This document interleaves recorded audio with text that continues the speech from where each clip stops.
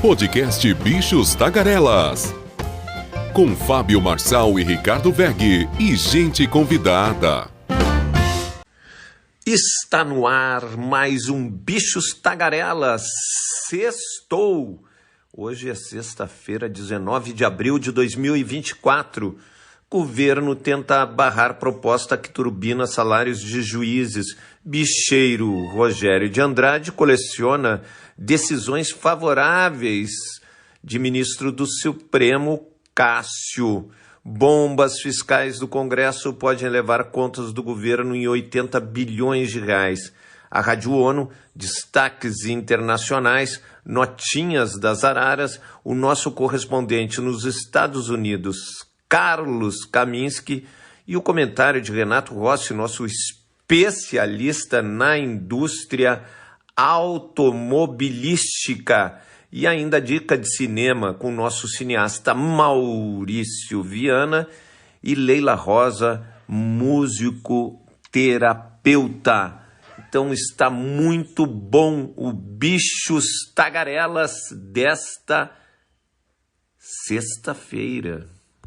E o governo federal se prepara para tentar barrar o avanço da proposta patrocinada pelo presidente do Senado, Rodrigo Pacheco, que garante 5% de aumento para juízes, promotores, delegados da Polícia Federal, defensores públicos e advogados públicos. A proposta do Senado deve entrar na pauta de votações do plenário para 5 sessões de discussão previstas em regimento. O líder do governo no Congresso, o senador Randolfo Rodrigues, afirmou que o ministro da Fazenda, Fernando Haddad, deve conversar com Pacheco quando voltar da viagem de Washington.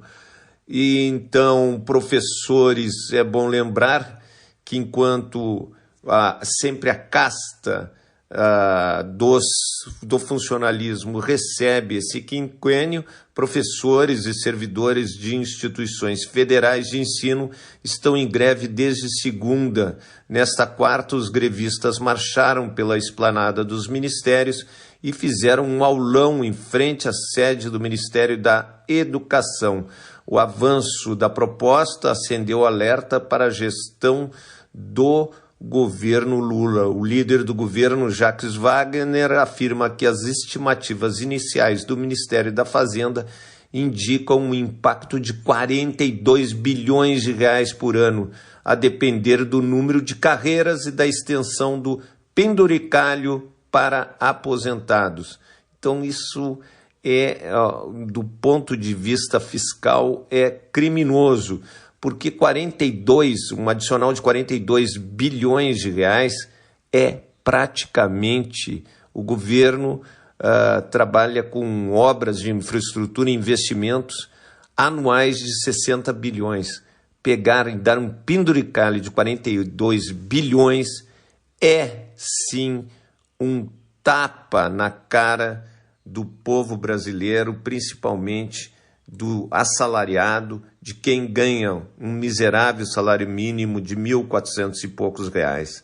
Então vamos ver o que acontece. Difícil porque no Senado a maioria é oposicionista, ou seja, ali quem detém os votos praticamente é Jair Bolsonaro.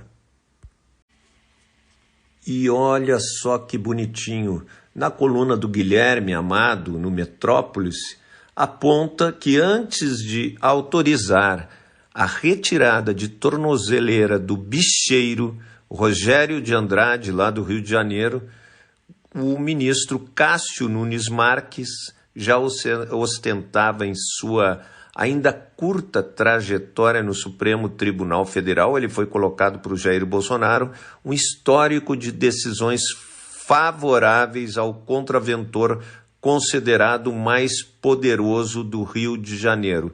Depois de assumir a cadeira deixada pelo decano Celso de Mello do Supremo em novembro de 2020, nomeado então pelo presidente Jair Bolsonaro, Cássio já assinou 4 decisões e um voto que beneficiaram diretamente o Rogério de Andrade e um filho dele, em agosto de 2021, quando o bicheiro estava foragido da Justiça do Rio de Janeiro por supostamente ter ordenado a morte de Fernando Inácio, notório inimigo de Rogério Andrade. Foi Cássio Nunes Marques que revogou o mandado de prisão contra ele.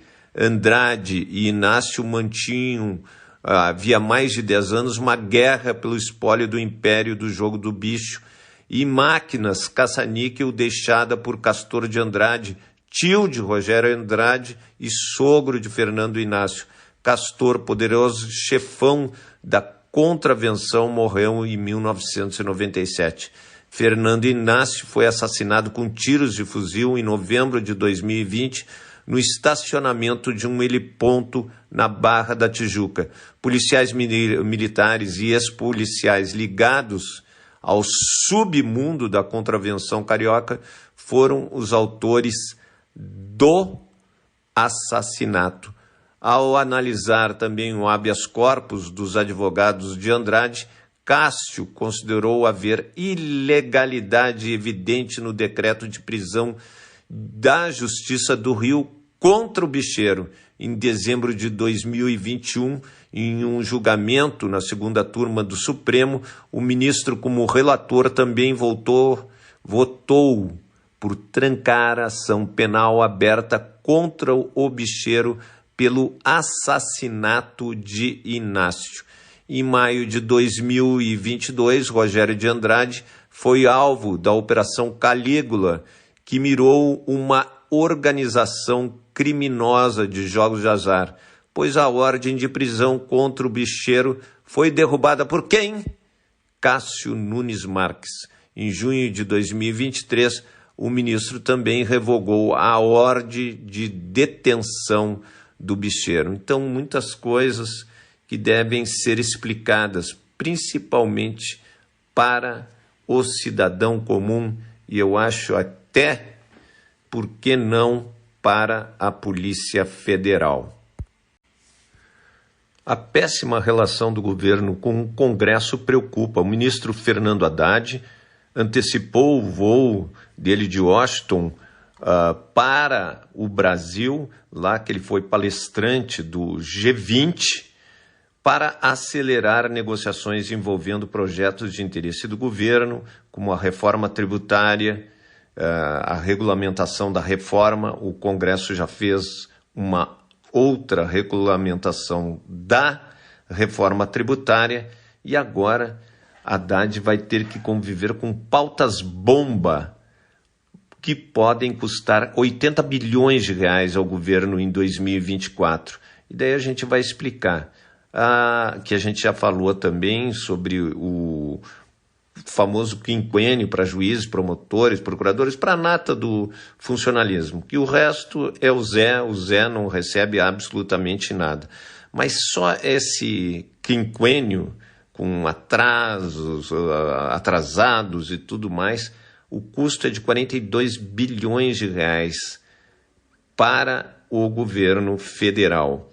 Isso é quase o que o governo investe em infraestrutura, que é 60 bilhões de reais anuais.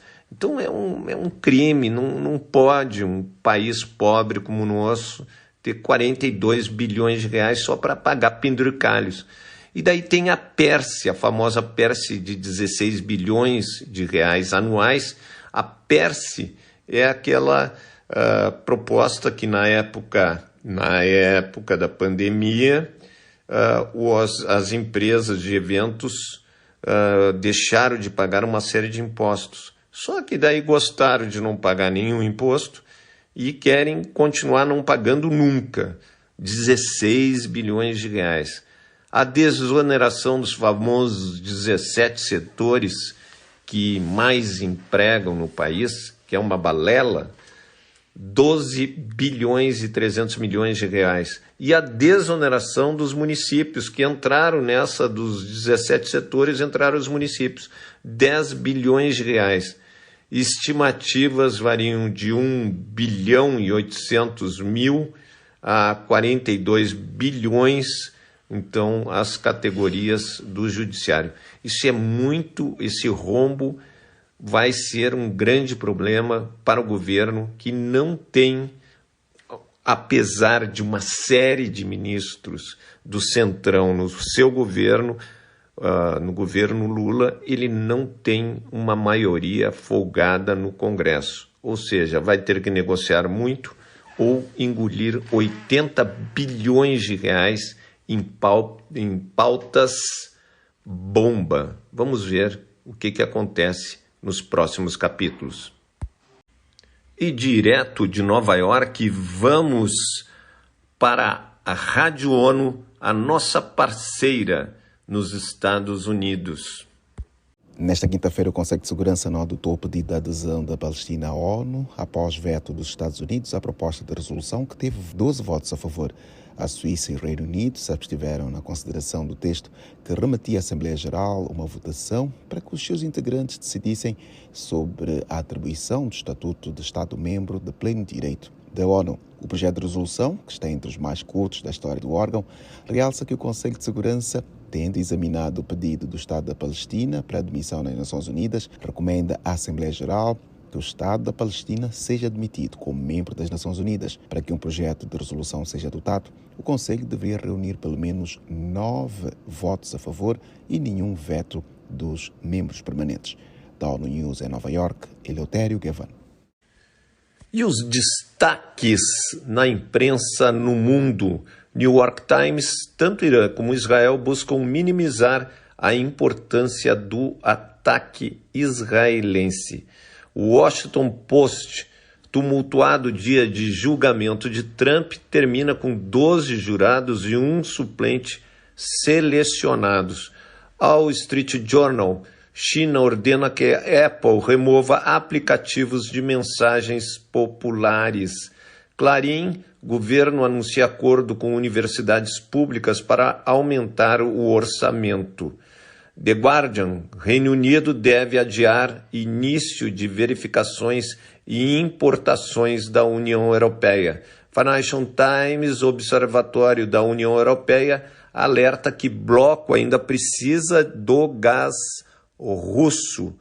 E a guerra Rússia e Ucrânia, o secretário-geral da OTAN, Jens Stoltenberg, disse que a aliança militar está trabalhando para enviar sistemas de defesa aérea à Ucrânia.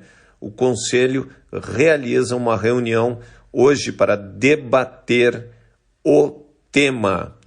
E em relação à Índia, o país hoje terá votação para a Câmara Baixa do Parlamento, tipo a Câmara dos Deputados. O pleito dividido em 7 fases vai até 1º de junho. Olha só, começa hoje, vai até 1º de junho. E vai eleger 543 deputados para mandatos de 5 anos. O partido ou coligação com a maioria, 272 cadeiras, indica o primeiro-ministro. Então é muito importante que lá é parlamentarista, entre aspas, né?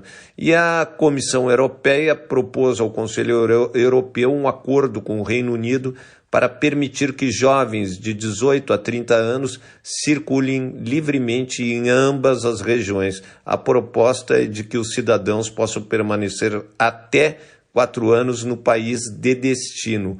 O tema será debatido nas próximas reuniões do grupo. E a Big Tech, Microsoft, lançou o Vasa 1, modelo de inteligência artificial. É capaz de produzir vídeos de rostos humanos realistas só com envio de fotos e clipes de voz. Então, a inteligência artificial entrando com tudo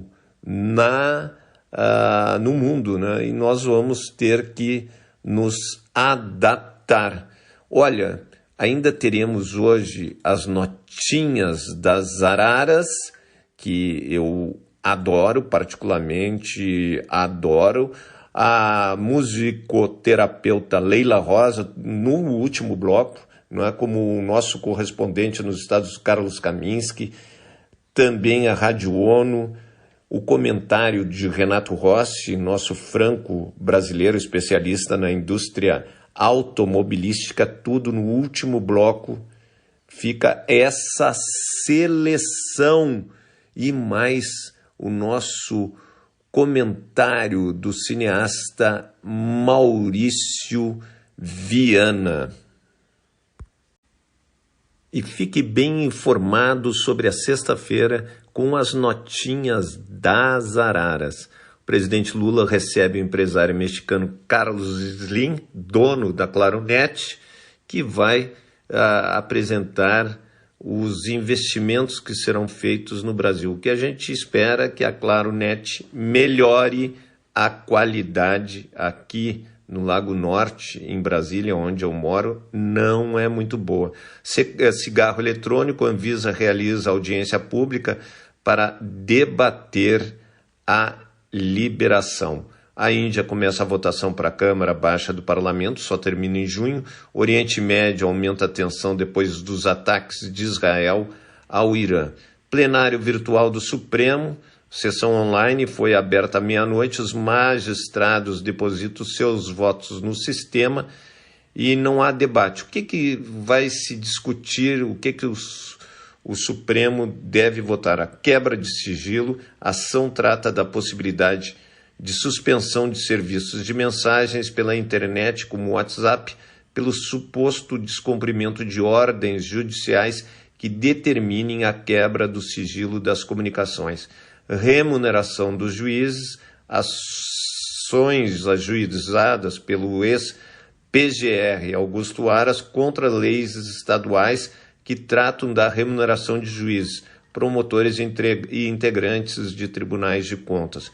Para a PGR, as normas afrontam a autonomia dos estados, a fixação de remuneração por lei específica, a vedação, a vinculação remuneratória e os parâmetros para fixação de vencimentos. Isso aqui interessa muito aos estados, que hoje, com a autonomia dos poderes, os judiciários em todos os estados fazem e dão um aumento que quiserem. E isso quebra as contas dos estados, além de acontecer aquilo, né? Existe aumento para o judiciário e o executivo fica sem aumento.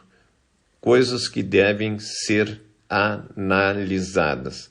Reajustes de subsídios, ação protocolada pela PGR contra a lei de Minas Gerais, que trata também de remuneração de juízes, promotores, integrantes de tribunais de contas. Sindicatos defende-se micro e pequenas empresas artesanais têm representatividade sindical. E ações penais ainda contra réus envolvidos nos atos extremistas em Brasília do dia 8 de janeiro. Notícias do INSS que sempre importam para todos.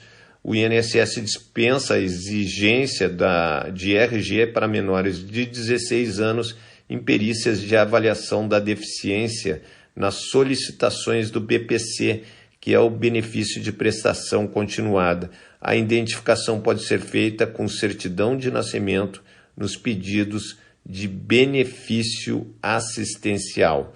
O BPC, para quem não sabe, é um benefício assistencial assegurado pela legislação brasileira a idosos acima de 65 anos ou pessoas com deficiência em situação de vulnerabilidade social. E o cigarro eletrônico, que está aqui com uma pressão muito forte na Anvisa. A Anvisa realiza uma reunião pública para debater a liberação da venda dos cigarros eletrônicos. Eu te digo uma coisa, do meu ponto de vista é uma droga igual a outras drogas como maconha, cocaína. Se não pode maconha, cocaína, não pode esses malditos cigarros eletrônicos. A Anvisa abriu uma consulta pública para revisar a proibição do produto. Os respondentes puderam opinar sobre a proposta de resolução. Dos 13.930 participantes, 37 foram favoráveis a manter a proibição, enquanto 59% afirmaram ter outra opinião. Obviamente, isso aqui, né, foi um lobby da indústria que quer liberar o cigarro eletrônico. As operadoras de plano de saúde, falando em saúde, registraram em 2023 um lucro líquido de 2.985 bilhões, segundo dados divulgados nesta quinta-feira pela ANS.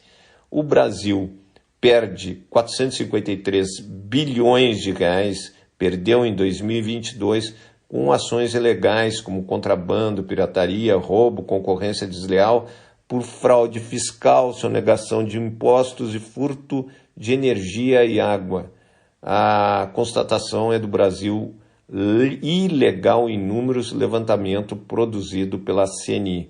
E a Azul está querendo controlar a Gol.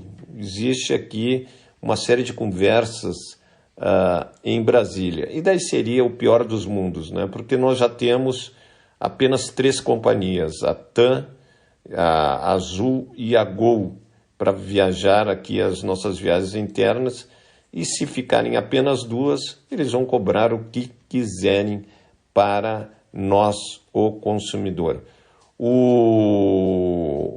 E o pastor Silas Malafaia, que está organizando o ato em apoio a Jair Bolsonaro, afirmou que vai subir o tom contra o Supremo Tribunal Federal em seu discurso no domingo. E a notícia boa, para terminar com uma notícia boa, as exportações brasileiras aos Estados Unidos somaram 9 bilhões e 800 milhões de reais no primeiro trimestre, um recorde para o período, segundo o monitor do comércio Brasil e Estados Unidos. Com isso, o comércio bilateral registrou um superávit para o lado brasileiro nos primeiros 3 meses de um ano, pela primeira vez desde 2008, favorável ao Brasil. O saldo positivo foi de 855 milhões de dólares e a concorrente comercial, os Estados Unidos, ficou com 18 bilhões de dólares. Então, recheado de notícias ruins, mas também de notícias boas. Hoje, 19 de abril, é comemorado o Dia dos Povos Indígenas, que era o Dia do Índio, né? A data era chamada do Dia do Índio, mas teve o nome alterado em 2022 pelo projeto de lei 1402. A ministra Sônia Guajajara disse em pronunciamento na TV ontem, quinta-feira, que a data celebra a riqueza cultural do país. Então, encerramos essas notinhas das araras, lembrando que no próximo bloco teremos a dica de cinema com o nosso cineasta Maurício Viana, a Leila Rosa, musicoterapeuta, o nosso correspondente nos Estados Unidos, Carlos Kaminski, e o comentário do franco-brasileiro Renato Rossi, nosso especialista na indústria automobilística. E o nosso correspondente nos Estados Unidos, Carlos Kaminski, fala sobre o seu destaque de hoje. Olá, Ricardo Veg, olá, Fábio Marçal, olá, Renato Rossi, olá, bichos tagarelas. Aqui Carlos Kaminski, de Nova York. E o site Bloomberg trouxe uma informação sobre um homem polonês preso por supostamente ajudar com uma conspiração para matar Zelensky. A Polônia prendeu um homem por suspeita de ajudar com uma conspiração russa para assassinar o presidente ucraniano Volodymyr Zelensky, disse a promotoria nesta quinta-feira. O cidadão polonês, identificado como Paweł K., foi acusado de declarar sua prontidão para ajudar a inteligência militar russa a coletar informações sobre a segurança do aeroporto de Jazionka, o principal ponto de partida e parada para funcionários do governo da Ucrânia. O suspeito enfrentará 8 anos de prisão se for condenado sobre as leis de espionagem polonesas. A investigação foi realizada em estreita coordenação entre as autoridades polonesas e ucranianas, e as principais evidências do caso foram obtidas do lado ucraniano, de acordo com um comunicado. As autoridades alemãs disseram que na quinta-feira que prenderam 2 homens suspeitos de espionagem para a Rússia e de ser membros de um grupo terrorista que planejava atos de sabotagem, um caso que o ministro do Interior chamou de particularmente sério. Zelensky tem usado frequentemente o aeroporto de Jazionka em viagens internacionais, pois procura reunir apoio para seu país mais de 2 anos após a invasão em grande escala da Rússia. Localizado a 100 quilômetros de uma passagem de fronteira com a Ucrânia, em Medica, o aeroporto também serviu como o principal centro de ajuda militar ocidental para a Ucrânia. O presidente ucraniano disse em uma entrevista ao jornal Sun, em novembro do ano passado, que seus serviços de inteligência frustraram pelo menos 5 ou 6 conspirações para matá-lo. Não é novidade que, para Vladimir Putin, o número 1 da lista para ser assassinado é Volodymyr Zelensky, mas os serviços de inteligência da Ucrânia e de outros países têm frustrado os planos da Rússia de tentar matar o chefe de Estado da Ucrânia. Essa informação, um forte abraço a todos. E chegou a hora do comentário do nosso especialista na indústria automobilística, o nosso franco-brasileiro Renato Rossi. Amigos de Bichos Tagarelas, é sempre um prazer estar com vocês. Vocês têm reparado na mídia internacional e na mídia brasileira o número de pessoas, de jornalistas principalmente, falando mal do carro elétrico? Eu fico perplexo, né? Ainda ontem eu via um cara que eu conheço há muitos anos falando muito mal do pneu do carro elétrico. Eu já tinha falado outra semana de outra parte do carro elétrico. O cara está desmontando o carro elétrico aos poucos. E pior que ao invés de gostar do pneu, pobre pneu, ele culpa o pneu do carro elétrico por ser um dos fatores de rejeição ao carro elétrico, já que esses pneus eles têm muita sílica e outros materiais químicos que estão ali porque o pneu do carro elétrico ele precisa ter um atrito menor, até para que o pneu não se desgaste com tanta facilidade e que não exija um consumo tão grande da bateria. E ele falava que a questão do pneu, o pneu é caro e o carro elétrico é muito pesado, a bateria pesa muito, então isso desgasta mais os pneus. Totalmente errado, cara, para lá de Pálida. Não é aí. Eu já andei em todo tipo de carro elétrico. Não é por aí. O carro elétrico, ele tem uma corrente contínua que realmente as montadoras extraem a potência que elas quiserem dessa corrente contínua. E normalmente o torque é muito mais forte que do motor a combustão. Até porque uma corrente elétrica não tem as perdas mecânicas de um motor a combustão, onde o combustível deixa o tanque de combustível, ele é sugado, ele passa por encanamentos e passa por dentro do motor, para fora do motor, vai até é queimado nos cilindros, e todas essas etapas representam perda energética e falta de efetividade no motor a combustão, que ele aproveita somente aí uns 30% do poder energético da gasolina. Enquanto que o aproveitamento de uma corrente elétrica contínua é total, por isso o torque violento dos carros elétricos. Agora, amigos, o carro elétrico não foi pensado para o cara virar um piloto de competição. O carro elétrico foi pensado até para que a humanidade se reeduque, sem aquele barulho, sem a adrenalina do motor de Ferrari, daquele zumbido de um Porsche e tal. O negócio fica muito mais calmo no habitáculo. Eu já dirigi carro elétrico de grande potência. Dou um exemplo, o último, o EQS, que é o classe E elétrico que eu testei lá em São Paulo. Ele tem um desempenho fantástico, ele é fortíssimo de torque, mas eu dirigi na rodovia a 120 por hora, 110 por hora, dirigi calmamente, não forcei em nenhum momento nas arrancadas. Claro, experimentei lá numa área de teste do Centro de Distribuição de Peças na América Latina da Mercedes-Benz, na cidade de Limeira, interior de São Paulo. Numa área livre lá, claro que eu dei uma pisada, umas pisadas para ver, justamente sentir o torque, né? Minha cabeça parou lá no vidro traseiro, né?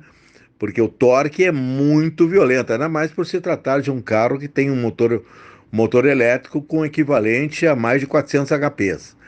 Eu dirigi também o Seal da BYD no trânsito de São Paulo há pouco tempo atrás. Fiquei impressionado com aqueles 531 HPs, a potência daquele torque, achei até exagerado. Mas o dirigir tranquilamente no meio do trânsito de São Paulo é só você dosar o pezinho direito. E aí eu volto a dizer, não tem nada com desgaste de pneu, porque você não vai ficar acelerando o carro elétrico todo momento para ter essa sensação tremenda do torque. Aí, claro, o carro vai gerar mais tração, vai desgastar mais o pneu.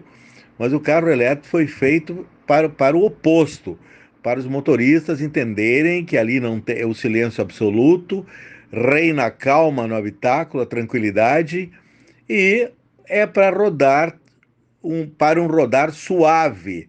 Quanto mais rodar suave, mais autonomia o dono do carro elétrico tem à disposição. Nada a ver. Então, cara, parda que falou um monte de besteiras aí num podcast. Não é por aí, não. O problema hoje não é só no Brasil. Eu vejo perplexo em jornais até bastante conceituados, como The Guardian. Eu já li matérias contrárias ao carro elétrico no New York Times, em outros jornais, no Le Monde. Quer dizer, tem muita gente contra o carro elétrico por algum motivo. É a mesma coisa você ouvir o Carlos Tavares, que é o CEO do Stellantis, 14 marcas. Há quanto tempo aquele Portuga fala mal do carro elétrico? Desde que lançaram o carro elétrico. Porque eles não fizeram nada, o Stellantis, em direção à eletrificação, em direção à economia, em direção à proteção ambiental. Hoje mesmo eu assistia jornalistas fazendo teste do novo, não é novo, né? É o mesmo Compass, o mesmo Commander, que ganha um motor de 272 HPs. Motor a gasolina com 272, com um tremendo torque de mais de 50 kgfm. Pô, é o 48, coisa assim, é um torque bárbaro. Eu andei ontem em Porto Alegre, fiquei 2 dias testando o Rampage, que é o RAM mais adaptado ao trânsito urbano, é o único RAM de tamanho um pouco menor, com 5 metros de comprimento. Os outros dois só cabem em hangar de avião, né? O RAM 1500, picapes, né? Tem 5,90 metros, e a RAM 2500 também, 5 metros, quer dizer, onde é que vai caber em garagem de edifício carro desse tamanho? Isso é para rodovia norte-americana, isso é inclusive nos Estados Unidos da América, que também existe crise energética, também existe a fantasma da inflação. Questiona-se muito aquela antiga arquitetura das cidades e dos seus divididas em uptown e downtown, né? O downtown, o centro, uptown, os bairros distantes, os subúrbios distantes, que eram para os caras morarem e depois irem dar duro lá no downtown. Essa é uma arquitetura hoje questionada, porque quanto mais próximo está a pessoa do trabalho, menos desgaste emocional, intelectual, físico a pessoa tem. O americano continua fazendo grandes trajetos de automóvel para chegar no seu trabalho, indo do uptown para o downtown. É uma tendência de arquitetura urbana que está mudando e vai mudar mesmo nos Estados Unidos da América. Então, hoje eu via perplexo os dois novos aí, o Compass e o Commander, ganharem motor de 272 HP. O motor é ótimo, né? Quem gosta de motor porrada vai se dar muito bem com esse motor chamado Hurricane, de origem norte-americana. Agora, eu estava vendo o consumo é 7 quilômetros por litro em cidade. Mas, amigos, né? Dear friends, nós estamos em 2024, onde só se fala em redução do consumo energético, e aí os caras me botam no mercado dois veículos que são índices de consumo lá dos anos 70. Hoje, esses carros deviam ser, no mínimo, híbridos, e está fazendo aí 30 por litro e não 7 por litro. Aí os caras vão comprar, porque é mais potência, o cara fica mais bacana, com mais potência, dá para acelerar mais. O ídolo dele deve ser o carinha do Porsche que matou estupidamente um motorista de Uber, né, entrando com aquele Porsche a mais de 150 na traseira do cara. Ninguém vai me dizer que o cara estava a menos, que não estava, porque eu conheço o que é a destrutividade de um automóvel numa colisão. Muito teste de impacto eu já assisti pelo mundo. Então, amigos, não dá para entender, né? Tem assim, se sabe que apostar no motor a combustão é um tremendo atraso cultural, mas as montadoras estão fazendo grandes campanhas publicitárias, pagando gente no mundo muito bem para falar mal do carro elétrico, e isso que está acontecendo. E aí a gente está vendo essas matérias contra o carro elétrico se pluralizarem no Brasil e no mundo. Um novo encontro com vocês amanhã. Até lá. E saudades da nossa Leila Rosa, músico-terapeuta, que fala sempre para o Bichos Tagarelas nas sextas-feiras.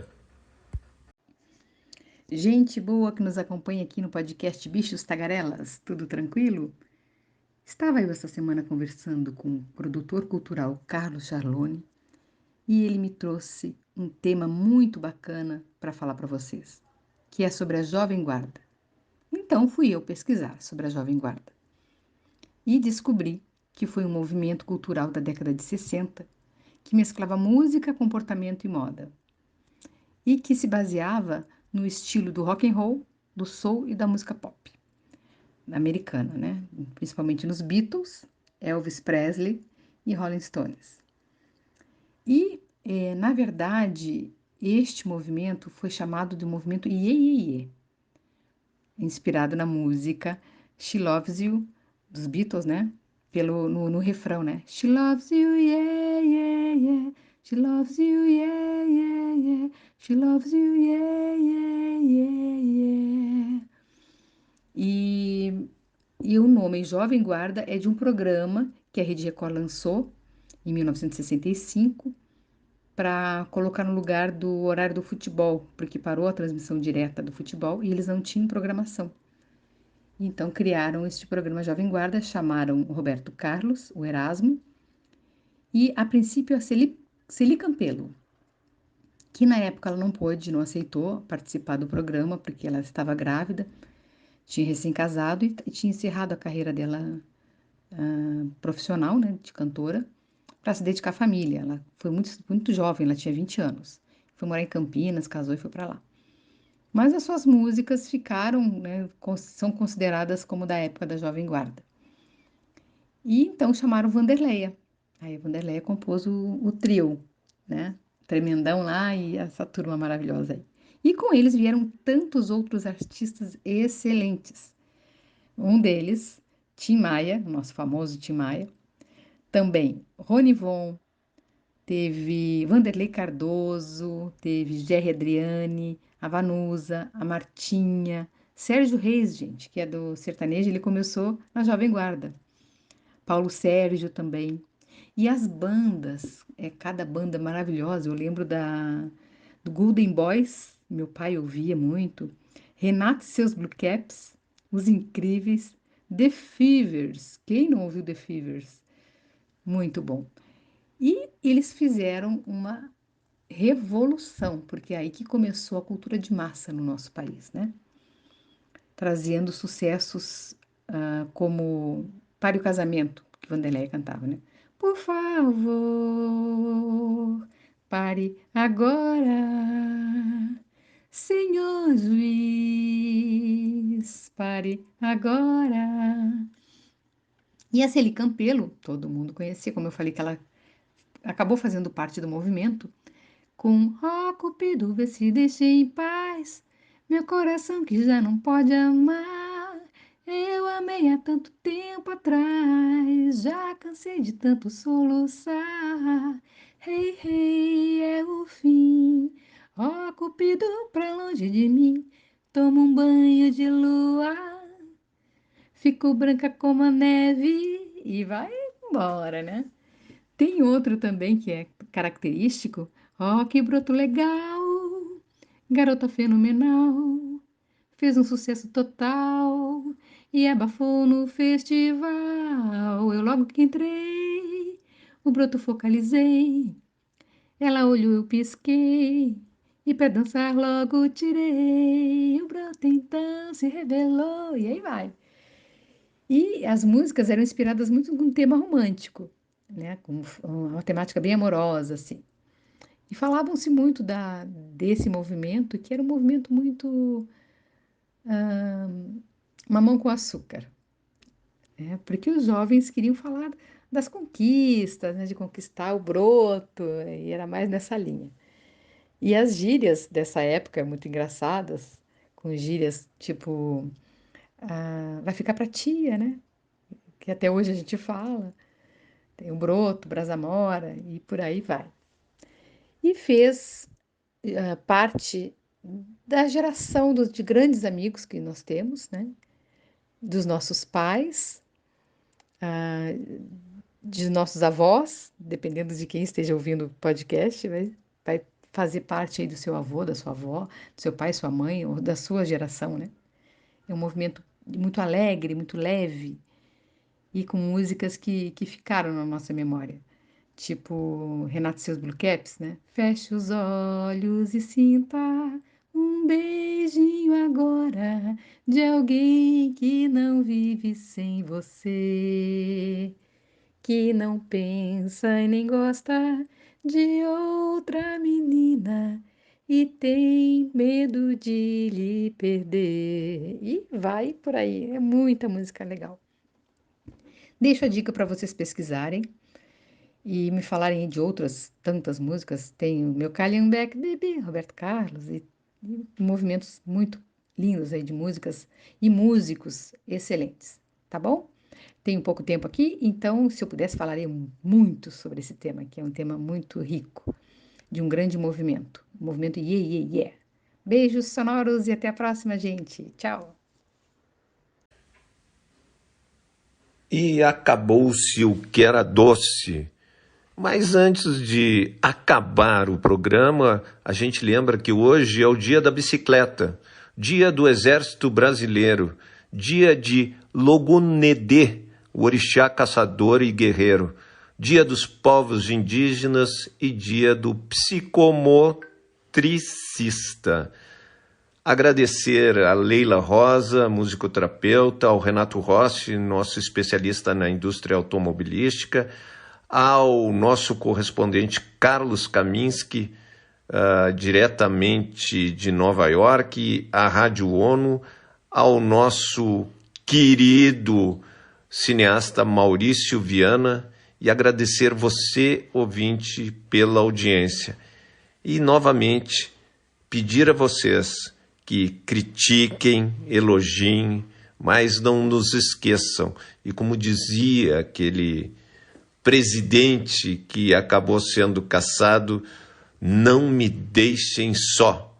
Então, maravilhosa sexta-feira para todos e nós voltamos na segunda-feira no dia 22 de abril. Obrigado.